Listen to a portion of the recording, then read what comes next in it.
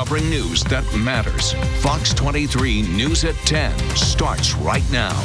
Within the last 20 minutes, we learned from the state there have now been 33 fires and hotspots in 23 counties, mainly out west, but also in Okmulgee County here locally.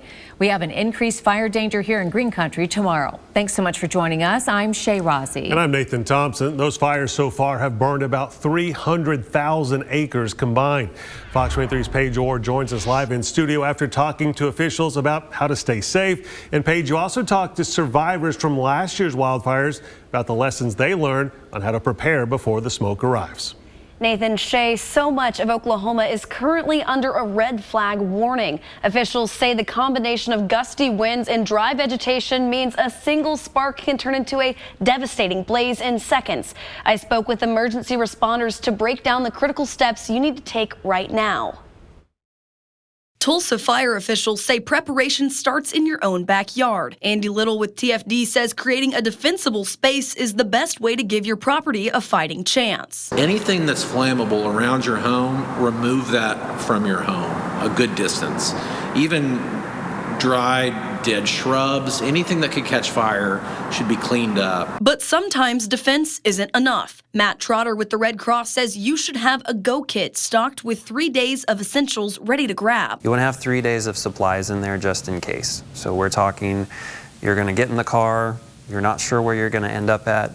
You know you have family that needs food, they need a gallon of water per person per day. You have pets, they might need food in that go kit.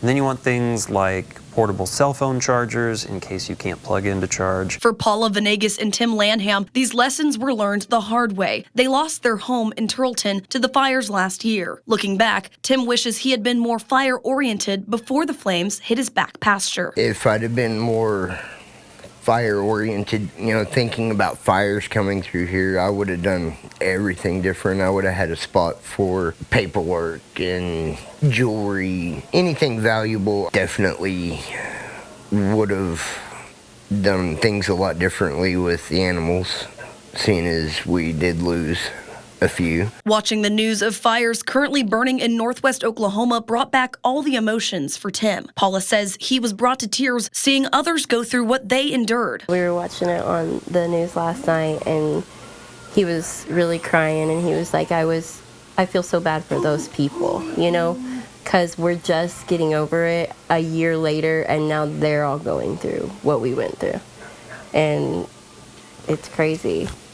Now that they are rebuilding, the couple says everyone needs a realistic plan for the moment the order to leave comes. Have a plan or preparation for if you had to leave and be out of your house within 10 minutes and never go back, never have anything else. What would you take?